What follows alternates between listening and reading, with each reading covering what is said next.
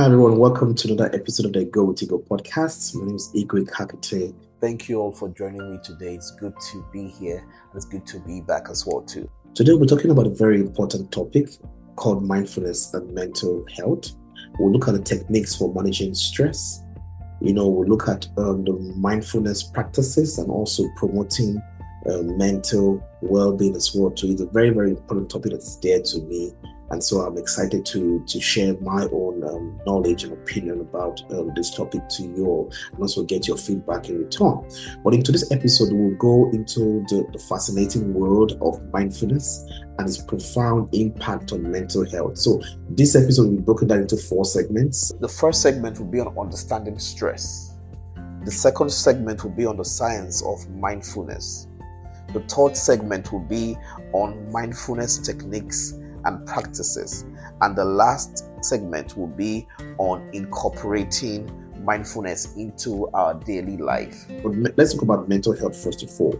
Mental health, we know, plays a crucial role in our overall well-being, so affecting how we think, how we feel, how we act, and how we relate to people in our daily lives. One of my mentors, Dr. Sanjay Gupta, said in his new book Keep Sharp that the brain can continuously and consistently be enriched throughout our lives, no matter our age or our access to resources. That the more we understand our memory, the more we are inspired to be who we are and to improve our memory as well. And I totally agree with him. I truly agree with him. But first of all, we must remember that mental health encompasses our emotional, our psychological, as well as our social well-being, which we know influences how we do things, how we handle issues, how we relate to friends, how we relate to family, and how we make decisions as well too. And as the awareness of mental health issues continue to grow today in society, there's an increasing recognition of the importance of proactive self-care and effective coping strategies. Mindfulness is not just anything that is new to us, it's a practice rooted in ancient traditions and has gained so much attention in recent years, that people, that companies, that individuals use for enhancing focus and managing stress and promoting mental well-being. But what is mindfulness in of itself?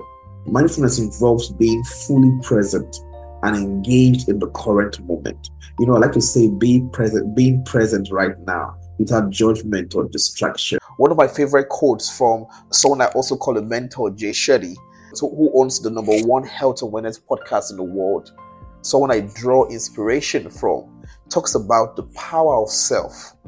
He said that when nobody else celebrates you, learn to celebrate yourself. When nobody else compliments you, learn to compliment yourself. It is not up to other people to keep encouraging you, but it's up to you to be encouraged. And I totally agree with him. Encouragement has to come from within. It has to come from you. So mindfulness encourages us to observe our thoughts and our feelings without getting caught up in them. When we do this, we see that it fosters a deeper understanding and acceptance of ourselves before we think of considering to accept other people. But let's go into the first segment, because remember, there are 3 segments will be different episodes. But segment 1 talks about understanding stress. There are 2 most important questions we must ask ourselves as it relates to stress. The first one is, what is stress? And what does stress look like? For me, I tell people around me that stress is that feeling of being overwhelmed or unable to cope with the mental, the physical, the behavioral or emotional pressure that society brings. It is also a natural response to challenging or threatening situations that we often refer to as the body's fight or flight response. But then, what does stress look like? Stress looks different for different people. The way stress is for me, it's not the same way stress is for you. It's not the same way stress is for my next door neighbor. So as individuals, stress looks different for us all. It's not the same kind of stress we go through. So we go through emotional stress, psychological stress, mental stress, physiological stress, stress that relates to money, that relates to schooling, that relates to paying of bills, different kind of stress. So we all react and respond to stress differently. But we must remember that while some level of stress can be motivating and can help us perform better, which is known as youth stress. An example of youth stress include graduating from college, participating in extracurricular activities, taking up leadership roles in the organization or even on campus, receiving a promotion from work, engaging in creative projects are examples of youth stress. But we must remember we also have chronic or excessive stress that can have detrimental effects on our mental and our physical health, which is also known as distress. And examples of distress could include financial difficulties.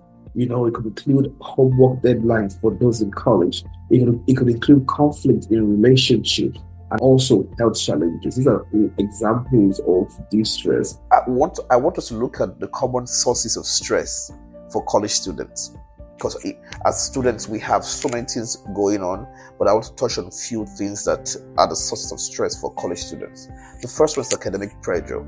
Example is balancing coursework, exams, and academic performance can be stressful, especially during midterms and finals.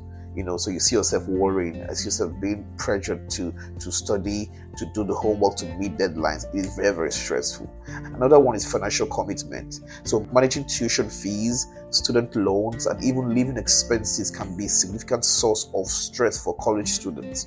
Also, social relationships as well. So navigating friendships, romantic relationships, and social dynamics can also contribute to stress, like starting college or moving away from home. As it relates to international students, leaving their home country and coming to a new country could be very, very stressful, if not well and properly managed. And another example is future uncertainty. The concern about career pathways, about job prospects, about post-graduation plans can create anxiety and uncertainty among college students. We can also look at some common sources of stress for adults. One example that comes to mind, it's work pressure, meeting job demands and deadlines for work and workplace expectations from our bosses can be a major source of stress for adults. And another major source of stress for adults is also what we call financial responsibility. So it's not just on college students alone, it's also on adults as well too. How do we manage household finances? The mortgage is due, the rent payment is due, can contribute to stress. Another example is also family and relationship. Balancing family responsibilities such as parenting, also trying to maintain healthy relationships can be very challenging and also stressful for adults as well. But the one that is very common that we all know is health concerns. So dealing with your own personal health issues or caregiving responsibilities for family members can also be a source of stress for adults. Lastly, I would say that understanding the sources of stress and its effects is the first step for us in managing stress effectively. So by identifying what triggers stress in our lives, we can develop strategies and coping mechanisms to reduce its impact, so that we can promote resilience and enhance our overall well-being. Now, in the next segment, we'll explore the science of mindfulness and mindfulness techniques that can help us manage stress more effectively and foster a healthier relationship with our thoughts and our emotions. Again, I want to thank you so much for joining me. I look forward to seeing your comments, your ideas on what stress is to you, and what stress looks like for you, and what mindfulness techniques you would use to cope with stress. So writing in the comment section, I want to see what your thoughts are on this particular topic. And we learn, because we can learn from each other. We're here to learn from each other. So I look forward to seeing all of yours response with regards to the topic for today. But also do want to follow us on all social media platforms at I Go With Ego, and do want to share our podcast with friends and families. Also do want to give us a 5-star rating if you can. That will mean a lot to us. And if you look forward to partner with us, and if you look forward to us helping you out with your admission process for your study abroad, please do want to send us a DM as well too. Well, do take care of yourself and have a lovely day. Thank you so very much.